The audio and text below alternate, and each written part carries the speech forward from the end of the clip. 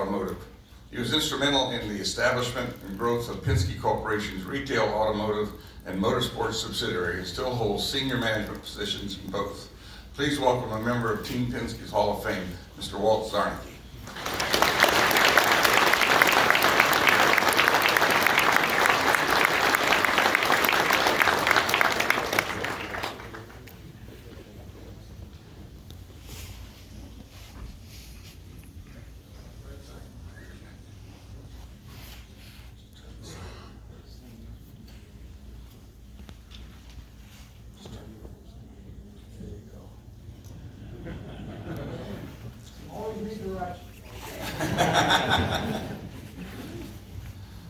Our next panelist worked for Penske Racing from 1969 to 1976.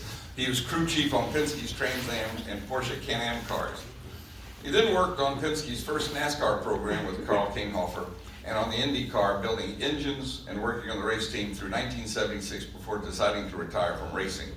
After leaving the team, he came back to Team Penske at Rogers' invitation as a weekend warrior from 1978 to 1989, changing the right rear tires for Bobby Unser, Al Unser, and Danny Sullivan.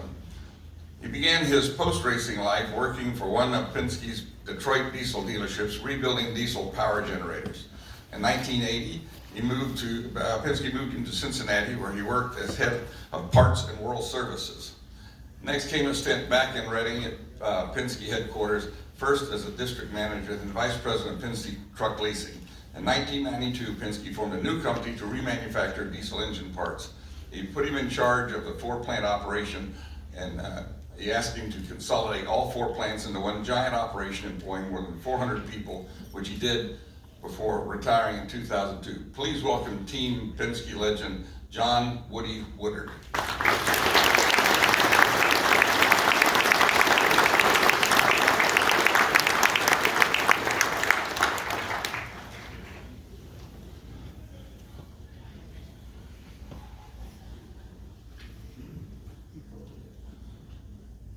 Our next panelist started his career as an engineer in Chevrolet's research and development after graduating from General Motors Institute. He worked with Chevrolet with Jim Hall on the Chaparral project from 1966 to 1968 before joining Penske, where he became the team's first and only dedicated engineer from 1969 to 1976. He worked in the race shop from the late 69 through 1976, where his responsibilities touched every part of Penske's racing enterprise: the Trans Am cars, Indy cars, World Endurance Racing Ferrari 512, and both Porsche 917 Can-Am champions. He and Mark Donohue even designed the Penske Racing's first custom-made race shop when the team moved from Newtown Square to Reading in 1973. Please welcome the man who saw it all and helped make much of it happen, Mr. Don Cox.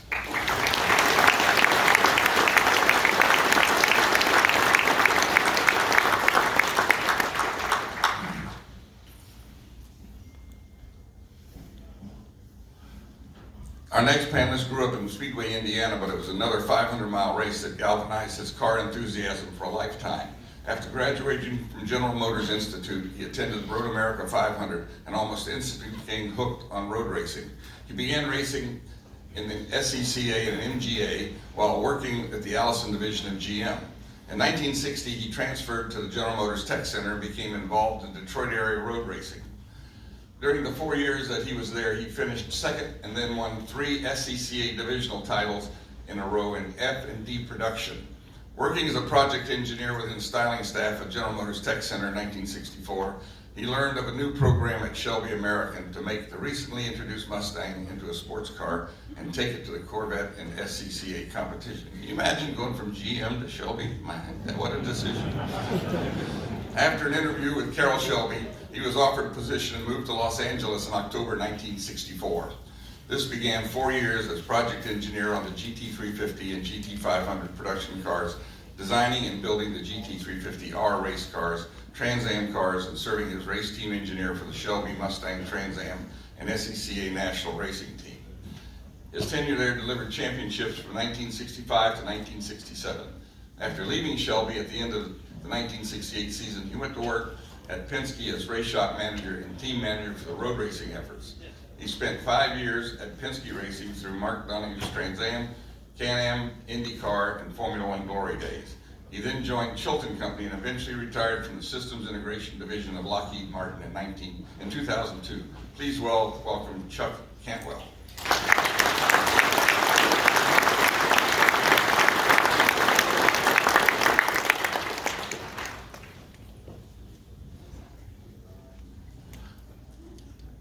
Just after half a century ago, Team Penske Racing was a small two-bay shop in New Town Square, Pennsylvania, and Carl Kiekhofer was already there. Trained and educated at Porsche in Stuttgart, Carl was the first man Roger hired when he founded his race team in 1966. He worked as Mark Donohue's chief mechanic for 10 years on Penske's USRRC, Can-Am, Formula 5000, Indy, and Formula One cars. He started a second career as the head of Penske's engine shop in 1975. Over the next 22 years, he was Penske's chief engine man before retiring in 1932.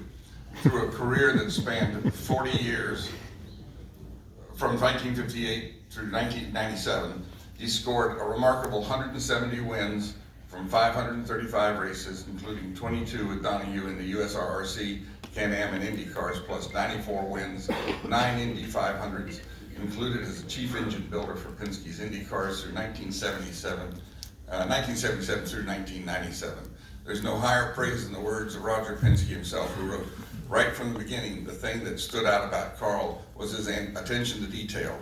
The cars were always immaculately prepared, and the way he set up all the details with a valve train in the carburetors and every part of the car was always so much better than anybody else. With Carl, we always seemed to have an edge. Carl was so knowledgeable, and he was hands-on with every component. He didn't delegate, he did all the work himself. He was a very frugal, and he was a very tough guy. He expected anyone around him to get the job done, and if they didn't, he didn't want them around. Nobody would come in earlier or stay later than Carl. He wasn't afraid to set the standard in every way. Please welcome to our panel a member of the Team Penske Hall of Fame, and the man who quite literally set the very elevated standards that still steer Team Penske, employee number one, in more ways than one, Carl Kiekhofer.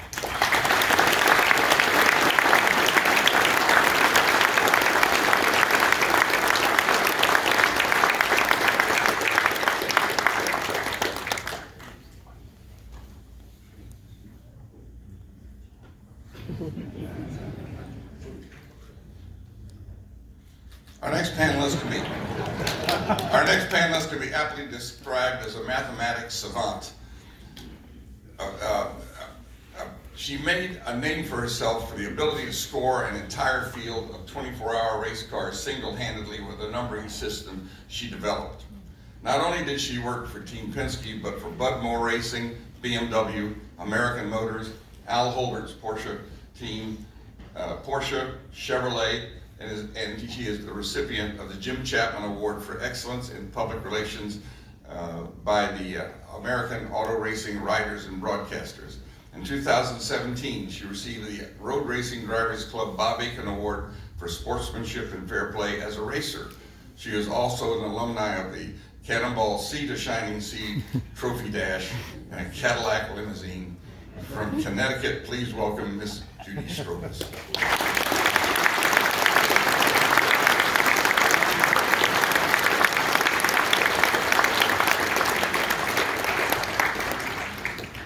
Our next panelist started when Roger asked for some guidance in one of his racing boats. It went well. 3 decades later, our panelist was still a pivotal part of the Penske organization. His name and his fame will always be associated with the International Race of Champions. It was a superb and timely concept, and Jay and his late wife, Barbara, made it work from 1973 to 2006. That's a miracle when one considers the concept of requiring assembling top talents in every automotive racing discipline, and therefore the top egos, and keeping them under some sort of control, at least until the green flag waved. Jay made sure IROC's Porsches, Camaros, Daytonas, and Firebirds were fast, safe, equal, and the egos were more or less under control. Mixing talents and resumes like David Pearson, A.J. Foyt, Emerson Fittipaldi, Dale Earnhardt earned Jay a seat in the crew chief's all-star table. Jay used to compete with Mark Donohue in the early days when they both raced Elva Couriers. All of this invested Jay with the unusual perspective of being the chief and the engineer, plus having a police roster of superstar racers. Please welcome Mr. Jay Signori.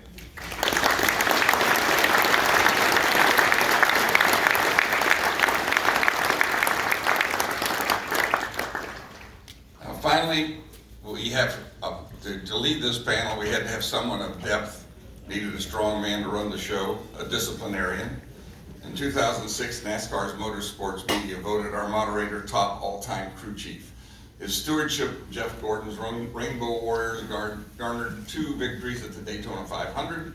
The NASCAR Winston Cup scene voted him crew chief of the decade. His cars and crews have won NASCAR's longest race and the Coca-Cola 600 at Charlotte, an unprecedented 6 times. His crew is on the 3-time winner of the World Pit Crew Championship, and that in his work as ESPN's NASCAR analyst has made Ray Evernham a household name.